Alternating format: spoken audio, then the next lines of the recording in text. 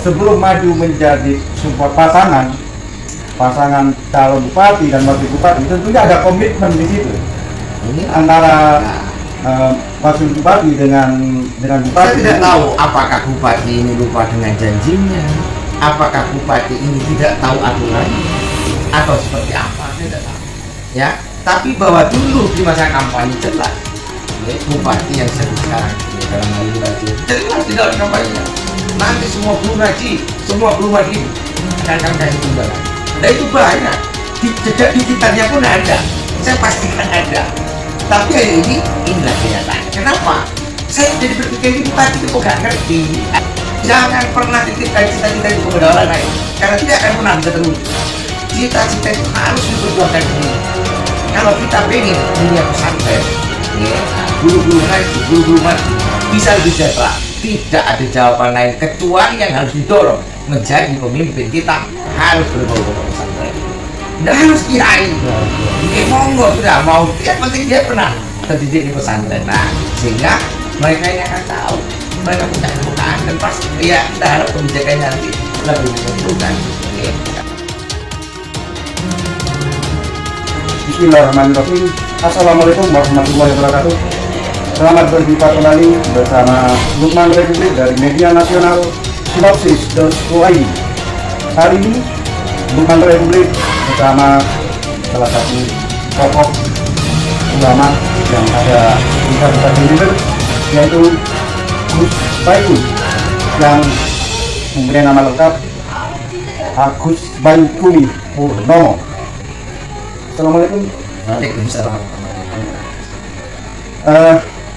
Terkait dengan situasi dan kondisi politik di Jember pada akhir-akhir ini, rupa-rupanya sudah muncul ini gema perubahan.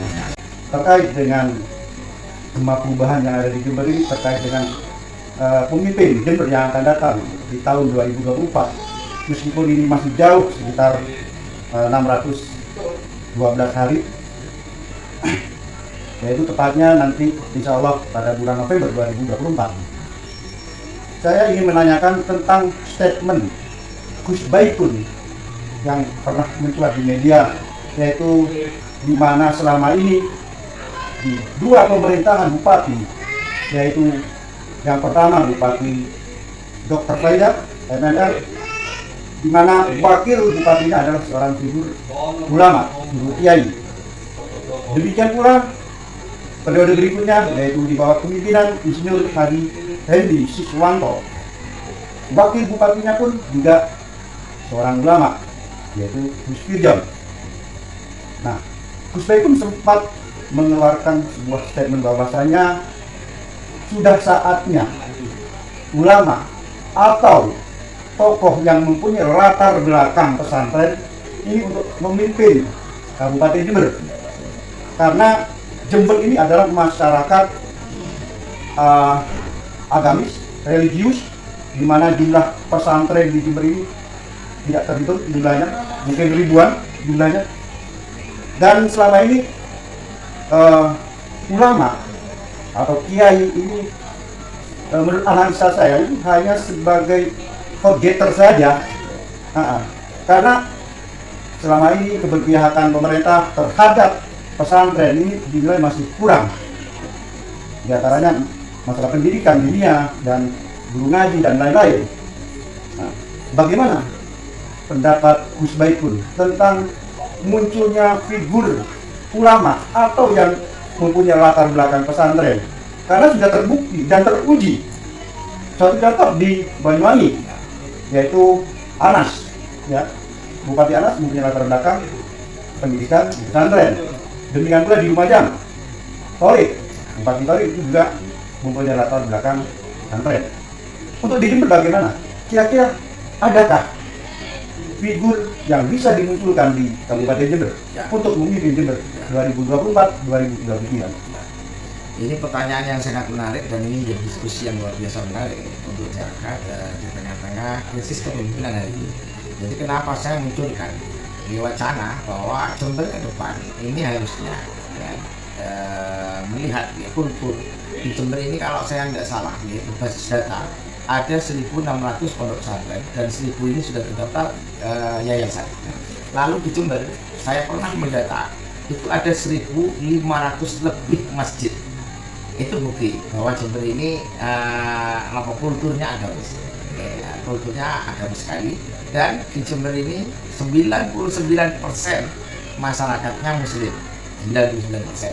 Dari 99% masyarakat muslim di sini yang saya tahu, 89%-nya insya Allah mewakili kultur Nahdlatul Ulama, yang itu lekat sekali dengan ciri khas pondok pesantren. Karena kita tahu bahwa lembaga pendidikan Nahdlatul Ulama dari dulu selalu berbasis pondok pesantren. Nah, di pondok pesantren ini, setahu yang saya tahu, sepanjang ini di Jember ini belum pernah tersentuh dengan baik.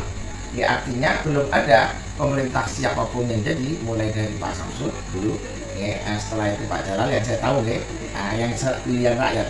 Pada saat itu terus diganti oleh Bu Faidah sampai Pak Edi, belum ada kebijakan bupati itu yang secara otomatis semuanya memiliki program yang jelas untuk pondok pesantren.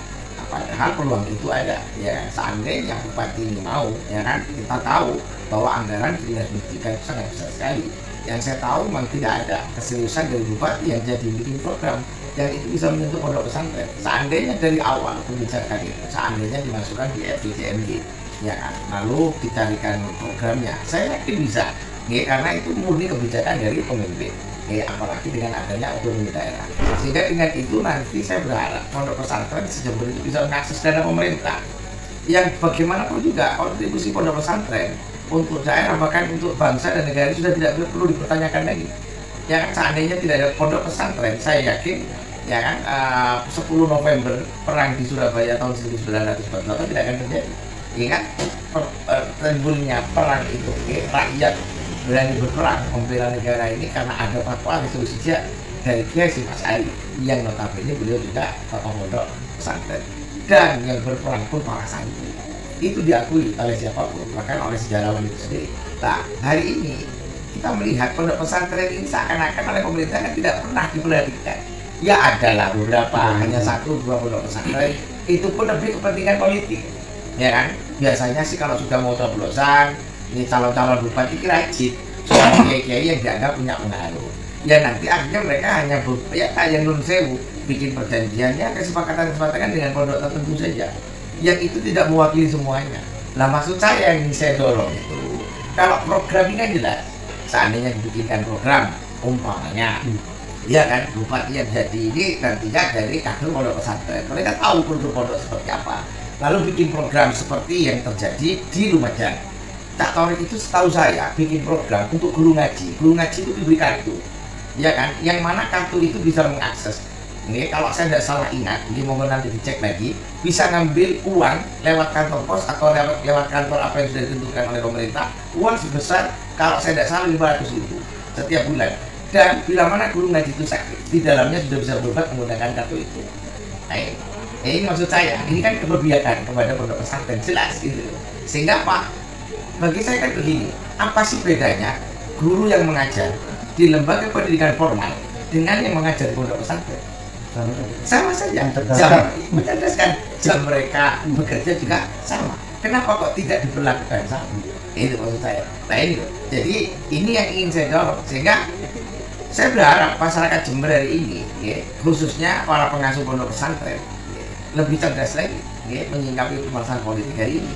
Jangan lagi mau dibohongi oleh calon-calon bupati yang nantinya kalau saya jadi begini.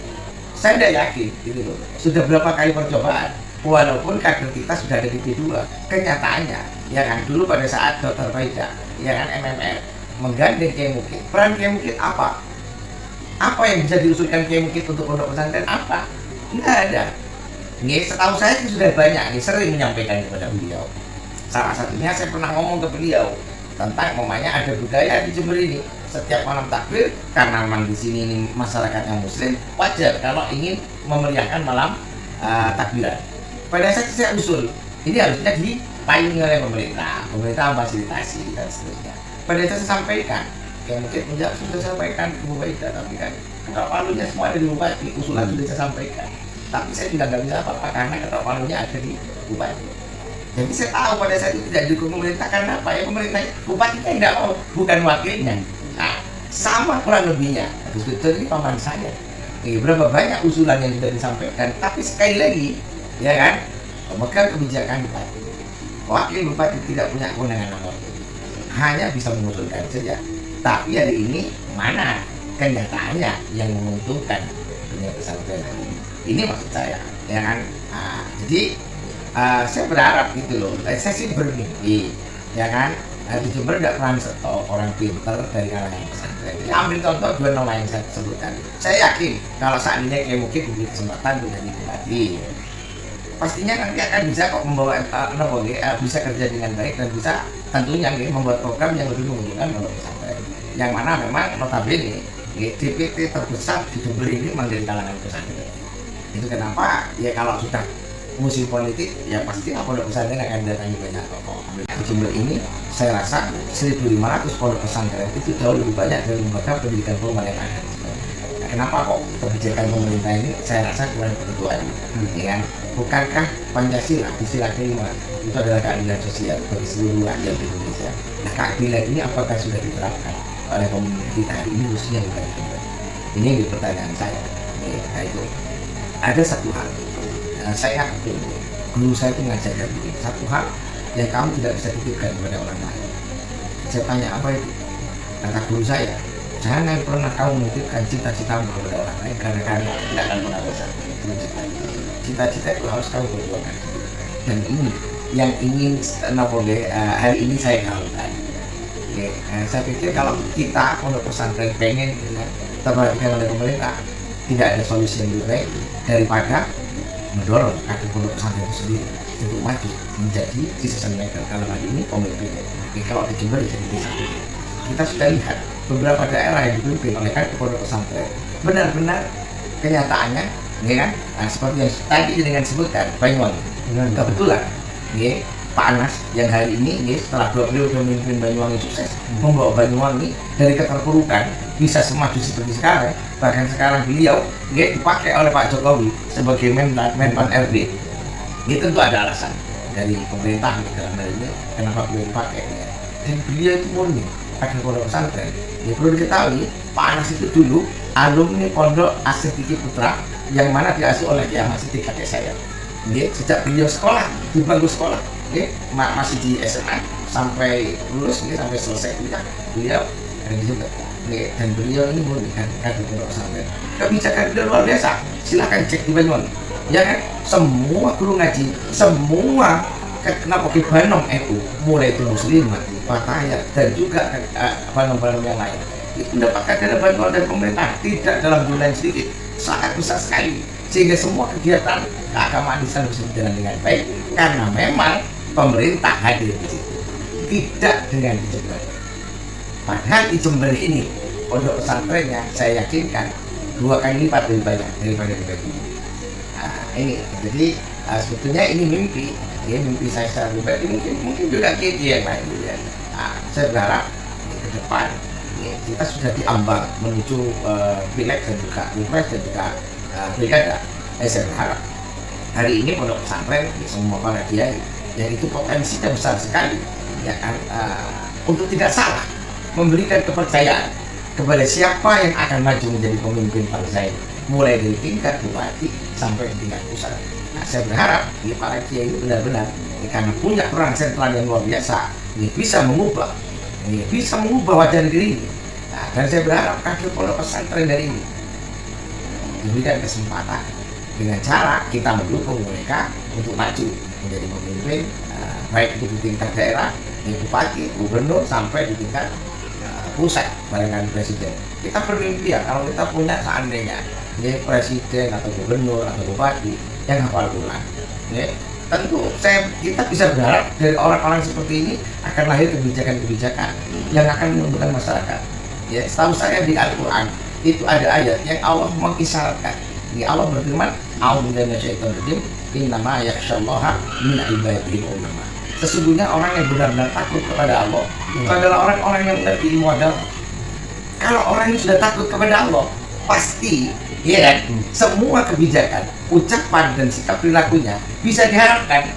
Ya seperti susah, seperti rokok, ya kan? Kita bisa berharap dari orang seperti ini lahir kebijakan yang benar-benar nanti, ya, kebijakan itu benar-benar adil dan bisa dirasakan. Akhirnya keadilan itu oleh masyarakat itu sendiri. Karena sebagai seapes-apesnya rakyat itu yang dipimpin oleh pemimpin yang zalim. Ya, karena dengan dipimpinnya masyarakat dengan orang yang zalim itu pasti kebijakannya akan menyengsarakan rakyat yang dipimpin. Dan seuntung-untungnya masyarakat atau rakyat yang dipimpin oleh pemimpin yang adil. Karena pemimpin yang adil pastinya akan bisa menyejahterakan masyarakat yang dipimpinnya. Nah ini saya berharap depan ya, kita perlu ya, mencoba wacanakan untuk pemimpin memang diawali dari Jember dulu, didirikan ke pondok pesantren. Tidak kurang, di sini banyak orang pandai ya, yang bergelar doktor, profesor dari kalangan pondok pesantren. Bahkan Tidak harus kiai ya dia. harus kiai, tapi paling tidak mereka sudah tahu kultur pondok pesantren, sehingga kita berharap, ya kan? Ingat, coba bayangkan ya, anak santri itu bedanya dengan pendidikan formal. Anak-anak di pendidikan formal, guru hanya mengajar ilmu pengetahuan saja. Dia untuk karakteristik pembentukan akhlak, pembentukan sumber daya manusia tidak begitu terlihat. Coba bayangkan saja ilmu agama, pendidikan yang terkait dengan moral, berapa jam yang diajarkan setiap minggunya. Porsinya sangat kecil bila dibandingkan dengan ilmu pengetahuan yang lain ya, yang sifatnya ilmunya itu eksak semisal kimia, fisika, matematik, bahasa Inggris dan seterusnya. Porsinya lebih besar daripada pelajaran ilmu agama dan pelajaran moral. Kalau di pondok pesantren, ini tidak banyak orang tahu. Coba bayangkan, yaitu mendidik para santri, ya, mereka bukan hanya dibekali ilmu ketahuan, tapi mereka diajak langsung beribadah kepada Allah. Ambil contoh, semua pondok itu pasti menerapkan, ini kan, umpamanya santri itu diwajibkan sholat duha, tengah malam dibangunkan diajak sholat tahajud. Mereka dididik untuk berpuasa. Artinya, secara spiritual, sumber daya manusianya sudah dibentuk, sehingga terbentuk, ya, namanya tanggung jawab, kepekaan sosial, karena memang sudah dibentuk dengan itu. Nah, orang-orang yang sebesar ini, hari ini kan krisis di negeri kita ini. Orang yang bisa dipercaya, orang yang amanah, ini kan memang krisis. Ambil contoh, kemarin ada isu yang disampaikan oleh Pak Mahfud MD sebagai Menko Polhukam. Seandainya tidak terjadi kebocoran, ya kan, di pertambangan yang ada di Indonesia, harusnya setiap kepala rakyat Indonesia itu tanpa bekerja 20 juta. Ya kan? Berarti problem kita ini apa? Korupsi. Pemimpin kita ini tidak aman. Kan itu. Ini yang ingin. Ya, sedangkan di Al-Quran Allah berfirman, "A'udzubillahi minasyaitonir rajim. Innallaha la yughayyiru ma biqaumin hatta yughayyiru ma bi anfusihim." Sesungguhnya Allah tidak akan pernah merubah nasib suatu kaum sampai kaum tersebut mau merubah nasib dirinya sendiri. Nah, perubahan apa yang dimaksud oleh Tuhan di dalam ayat ini? Tentunya, iya kan? Ya menurut hemat saya salah satu yang harus dirubah pemimpin ini. Iya kan? Kita diuntungkan dari ini. Pemimpin-pemimpin yang jadi di negeri ini lewat mekanisme pemilihan, mulai dari DPR, ya kan, wakil kita, sampai juga memimpin, baik itu bupati, gubernur, atau presiden. Di sini saya ingin mengetuk kesadaran semua masyarakat. Ayo, boleh sampai jadi ikut-ikut tok, ya gak akan pernah berubah. Cuma gara-gara duit 50.000, 10.000 menjelang coblosan, ya kan? Ya. Akhirnya kita ini tersiksa bertahun-tahun seperti ini. Padahal menurut informasi yang dibawa oleh Menko Polhukam Mahfud MD, seandainya tidak terjadi korupsi di tambang saja, belum sektor yang lain, satu kepala warga Indonesia itu bisa dapat uang 20 juta tanpa bekerja. Tolong dicatat. Dan ini yang harus disadari dari masyarakat kita. Ojo cuma perkara 1.000 sampai kehilangan 20 juta. Coba bayangkan kalau kita punya pemimpin yang benar-benar takut kepada Allah, ya kan? Nah, dalam sejarah yang akan disebut masa emas manusia itu pada masa Nabi. Pada saat itu, Nabi ini orang yang paling takut kepada Allah. Para sahabat pun seperti itu. Itu kenapa kehidupan menjadi sejahtera. Dan Islam itu tidak pernah kalah pada masa itu, kan gitu ya. Menuju masa gemilang. Pada saat di bawah pimpinan Abu Bakar, Umar, dan seterusnya. Ini fakta yang kita rindukan dari ini. Yang mereka ini pemimpin-pemimpin sukses diawali dari mereka punya tanggung jawab besar kepada Allah, punya rasa takut yang besar kepada Allah, sehingga dia bisa menekan korupsi, kolusi, nepotisme, itu sangat bisa ditekan.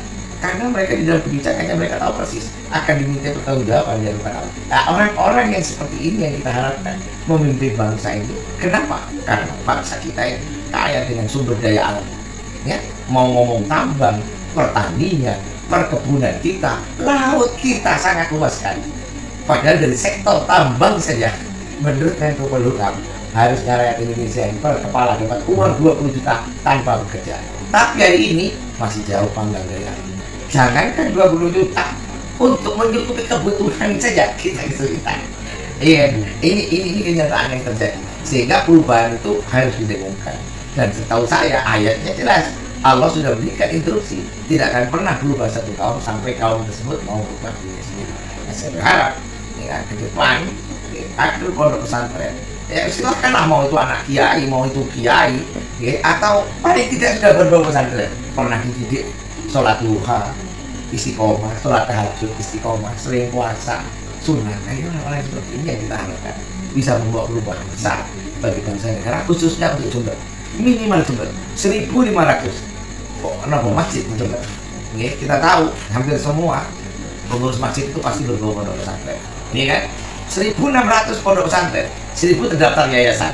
Ini juga jelas bukti konkret bahwa Jember ini kulturnya akan, saya berharap di Jember ini nanti yang akan menjadi pemimpin ini adalah kader pondok pesantren. Silakan nanti mau gandeng sama orang dari Napoge, misal sudah saatnya mungkin ya kader yang lain ini yang dari pendidikan formal ya kasih kesempatan pondok pesantren kan nggak apa-apa. Kan sudah 2 kali ya pondok pesantren ya menjadi kegiatannya.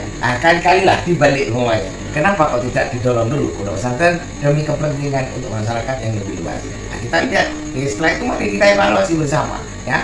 Kita berharap lah toh sudah ada role modelnya. Kita lihat ada contoh di Banyuwangi ternyata berhasil gitu. Jelas berhasil, siapapun mengakui itu. Ya, dan Pak Anas jelas. Ya, karena kebetulan beliau dulu mondok di KKM. Jelas terlihat dia buat sop saya sih nggak ngomong Banyuwangi. Ya, begitupun di Lumajang. Ya, ini ada bukti. Ya, ternyata setelah dibawa pimpinan alumni pondok pesantren bisa membawa kehidupan yang lebih baik. Ini yang akan saya terus dengungkan. Dan sudah saatnya di Jember mungkin dipimpin orang-orang yang dari pondok pesantren, paling tidak pernah berbau pondok pesantren, dan yang lainnya mungkin ya sudah saatnya sampai menjadi wakil.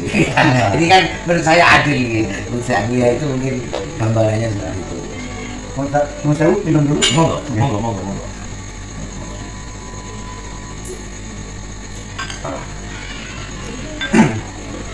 Saya lanjutkan nih. Oke.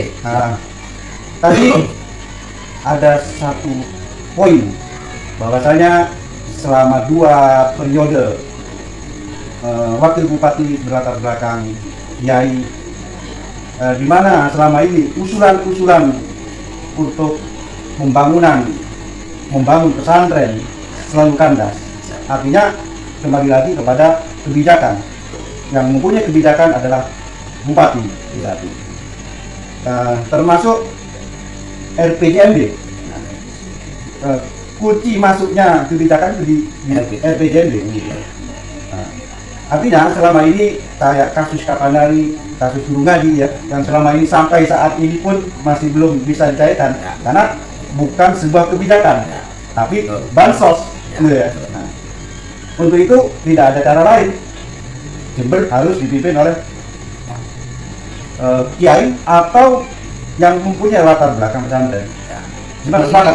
Ya, ini betul sekali. Jadi ini sedikit yang perlu dijelaskan kepada masyarakat. Kenapa hari ini ya kan proses pencairan untuk bantuan guru ngaji pesantren? Ya karena memang tidak dimasukkan di dalam program. Kan ini tidak masalah. Ya kan? Nah, urusan ini diikutkan bansos. Yang namanya bansos ada aturan. Ya terkait dan salah satunya bansos. Memang penerima tidak boleh menerima berturut-turut. Pertanyaan saya, apakah tidak bisa guru ngaji itu dikasih penghasilan seperti di Lumajang setiap bulan bisa ngakses duit ya walaupun nilainya mungkin sekitar 500.000 terus kesehatan, tapi sudah cukup membantu. Apakah bisa? Buktinya di Lumajang bisa. Iya kan? Kenapa di Jember tidak? Kenapa di Jember tidak bisa? Ya karena memang tidak diprogramkan lah. Ambil contoh, harusnya semisal ini bukan maksud saya ini yang menyalahkan enggak, tapi sebagai perbandingan saja. Ya kan, petugas posyandu itu kan dapat uang juga, rutin. dapat rutin dari uang pemerintah. Itu kenapa? Ya karena memang dibikin programnya. Bukan saya menyalahkan itu, enggak, maksud saya. Kenapa kok guru ngaji enggak? Padahal kita tahu loh, mohon maaf loh ya, kadin posyandu itu paling cepat pekerjaannya itu seminggu sekali, atau mungkin itu bulan sekali. Iya kan? Ya. Kalau ada program imunisasi dan seterusnya. Coba bayangkan dengan guru, Pak. Guru ngaji itu kalau punya murid, ini seandainya ya, beda guru ngaji dengan pendidikan formal. Guru ngaji punya murid 10, maka 10 murid itu maju satu-satu, Pak. Bukan bareng, kan gitu.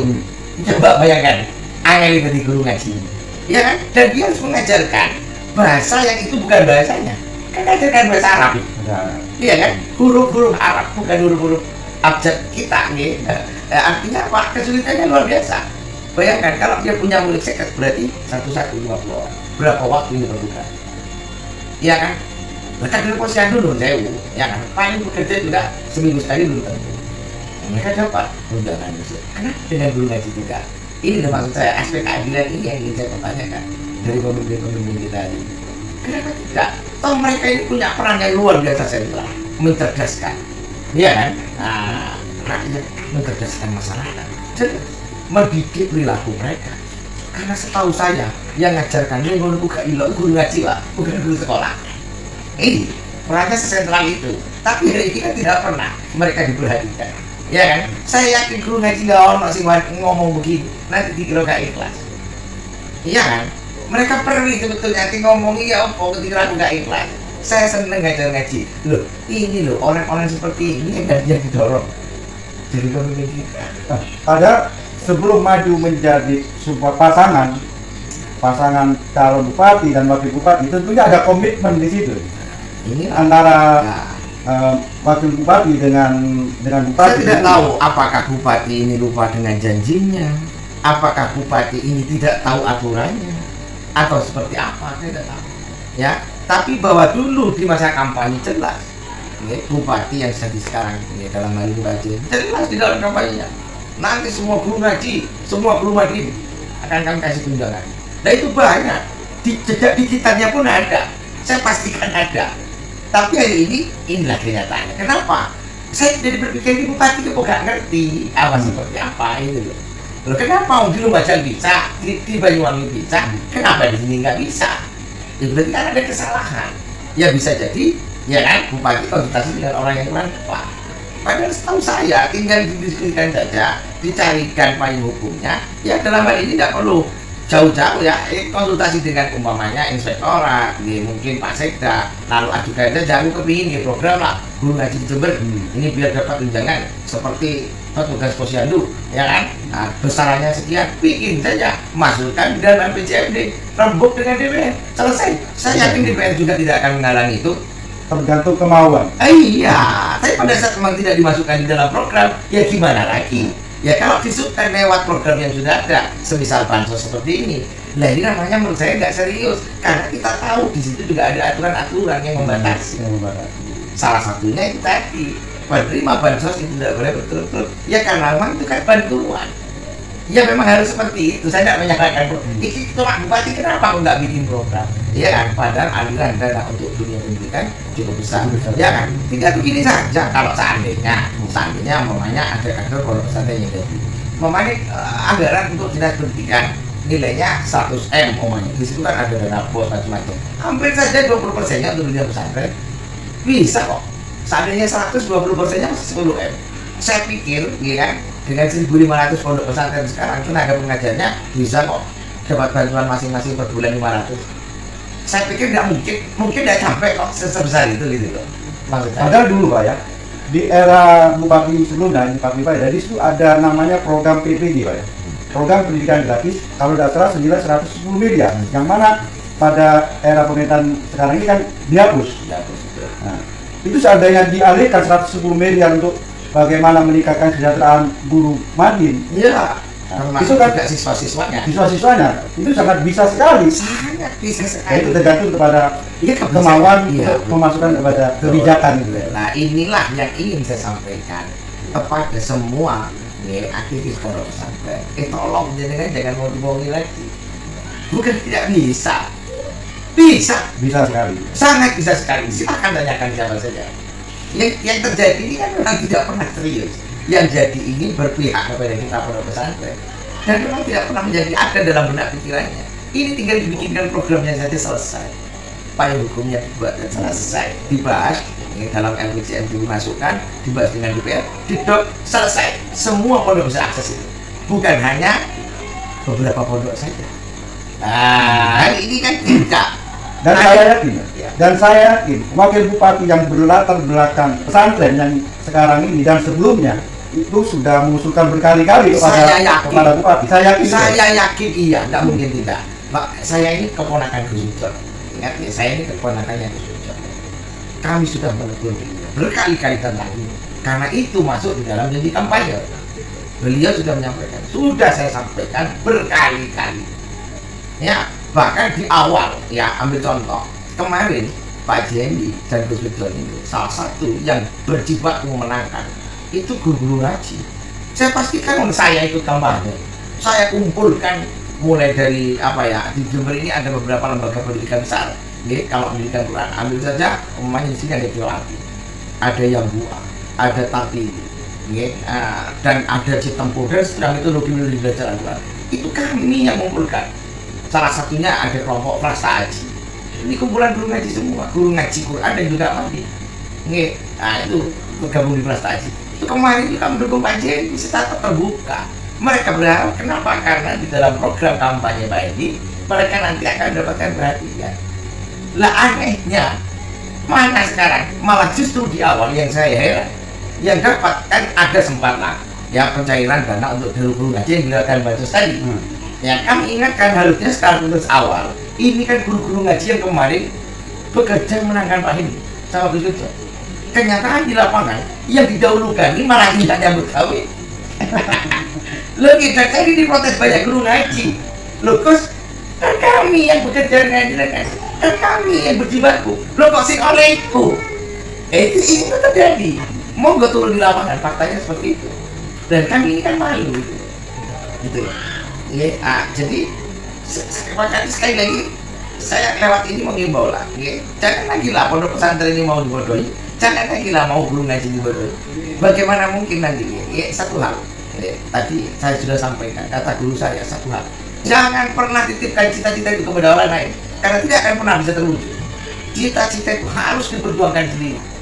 Kalau kita pengen dunia pesantren, guru-guru ngaji, guru-guru mati bisa lebih sejahtera, tidak ada jawaban lain kecuali yang harus didorong menjadi pemimpin kita harus berbau pesantren. Tidak harus kiai. Monggo sudah mau, yang penting dia pernah terdidik di pesantren. Sehingga mereka ini akan tahu, mereka punya kepekaan dan pasti ya kita harap kebijakannya nanti lebih menguntungkan ke arah pesantren. Tentu masukan-masukan dari semua pihak, termasuk seperti kita ini. Nantinya kepada calon pemimpin yang jadi ini, kita masukkan, bisa jadi beliau tidak tahu bahwa bisa ini kan kita masukkan. Sehingga nanti dengan itu guru ngaji dan juga guru-guru mati yang mereka mengambil tanggung jawab besar juga tidak kalah besarnya dengan guru-guru pendidikan formal. Ini juga akhirnya mendapat perhatian dari pemerintah. Bagaimanapun tolong dicatat, mereka juga bayar pajak, Pak. Mereka bayar pajak, ya kan? Dengan hidup yang pas-pasan. Setiap mereka belanja di mana, kan bayar pajak. Setiap mereka beli produk, kan bayar pajak. Tapi kenapa mereka tidak pernah tersentuh? Ya kan? Tentu orang-orang seperti ini tidak akan berani ngomong, kok dialami kayak ini. Karena semangat guru-guru ngaji, saya yakin 90% masih mengusung keikhlasan. Masih mengusung keikhlasan. Kenapa jadi guyonan kalau di luar? Ya kan? Kata orang-orang Arab berkata begini, pemerintah kalian itu bodoh. Kata mereka begitu. Kok bisa sih? Kenapa? Loh kami di sini nih, ya kan? Imam masjid dibayar, muadzin dibayar, perabot yang berusaha di masjid tempat ibadah dibayar, guru ngaji seperti kami ini dibayar pemerintah, para penghafal Quran apa Quran kok itu dibayar pemerintah. Karena di situ ada kebijakan, Pak. Ada kebijakan. Kok bisa di negaramu ini yang terbesar Muslim kalau masih dibayar pemerintah kedoliman itu? Iya kan? Nah, pada saat kedoliman terjadi, ya tentu kezaliman ini yang menghalangi rahmat Allah turun, berkah Allah turun. Ya itu tadi akhirnya jadi mimpi. Statement Pak Mahfud, harusnya orang Indonesia itu tanpa bekerja, ya kan, per kepala bisa mendapat penghasilan 20 juta, tapi karena korupsi yang terjadi ditambah belum sektor yang lain, ini yang membuat kita hari ini menjadi miskin. Ini yang terjadi, ya kan? Dan ini mogok, guyonan ini pernah diangkat sama Gus Pak. Pada saat Gus Pak diskusi dengan orang-orang Arab, itu berarti itu wah pemimpin sampai itu dolim. Orang kayak sampean ngajar ini kalau bayaran itu kan, itu yang terjadi lah. Sampai kapan seperti ini gitu loh. Artinya ini yang kami berharap pemerintah dalam hal ini monggo lah, ya kan? Nah, kita berharap kalau kita selama ada kezaliman dirumusi oleh kezaliman itu pasti akan beriringan dengan siksa dari Tuhan. Jelas ayatnya la in syakartum la azidannakum. Kalau mau bersyukur, nah bersyukur itu apa? Dengan datangnya nikmat Allah kepada kita, tidak menjadi sumber kita ingkar kepada Allah, tidak menjadi sumber kita berbuat maksiat, tapi malah justru membuat kita lebih dekat kepada Allah dan lebih baik. Wala in kafartum. Nah, jika yang terjadi sebaliknya, dengan datangnya nikmat Allah, ya kan, lalu melakukan kezaliman, melakukan kekufuran, inna azabi lasyadid. Sungguh kata Allah, ada suatu siksaku teramat pedih. Lihat terus pemimpin-pemimpin ini dolim. Bagaimana kita bisa berharap rahmat Allah turun, nikmat Allah turun, dan ada mah bencana. Jadi kita lihat di mana-mana Pak, sampai orang tua kita lalu seperti itu. Nah ini kan sebetulnya, tapi keberuntungan rumah Bupati Banjir. Kalau saya sih membacanya, ini kan sebetulnya peringatan dari Tuhan. Ya kalau Tuhan mengingatkan kepada kita kan lewat itu. Kalau kita ini ngomong evaluasi diri, mau koreksi diri, nah itu prinsipnya seperti itu. Nah, saya berharap ke depan, ya, Jember ini bisa dipimpin oleh orang-orang yang menurut saya tadi punya basic ilmu pengetahuan agama yang cukup, pernah terdidik secara agama secara cukup. Nah, dengan begitu kita berharap. Kenapa? Jelas. Tadi saya sudah sampaikan. Allah berfirman, innama yakhsyallaha min ibadihil ulama.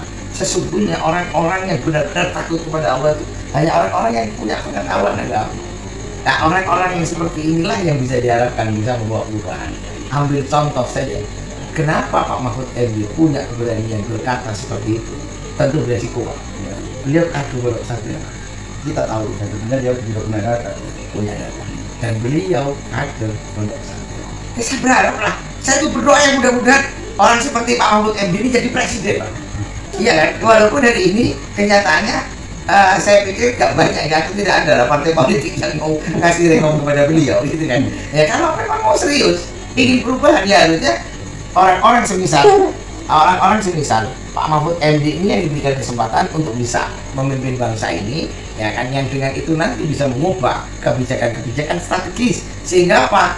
Jadi korupsi bisa diatasi, ya kan, masalah utama kita itu, ya kan. Kalau sumber daya alam kita masya Allah sudah di Arab itu loh, nggak ada pohon pisang, orangnya kaya, masyarakatnya sejahtera. Di sini tidak usah ditanam semua tumbuh, kok masyarakatnya miskin, kan aneh. Ini itu saja, pasti ada salah kebijakan, pasti ada salah pengelolaan dan seterusnya. Ya mungkin ini tadi karena ya kita tahu lah, ini bukan rahasia lagi. Masalah utama di Indonesia itu ya korupsi. Ya masalah utama itu. Ini bahkan di Indonesia belum berani ada kebijakan korupsi dukungan. Ini kan belum ada. Ya kan. Nah, seandainya pemimpin Indonesia yang ada sekarang ini suruh mimpin di Cina, ya mungkin nggak berhasil. Dengan 1,3 miliar total penduduk yang ada di sana. Ini kalau terus ada kebocoran korupsi seperti ini bangkrut.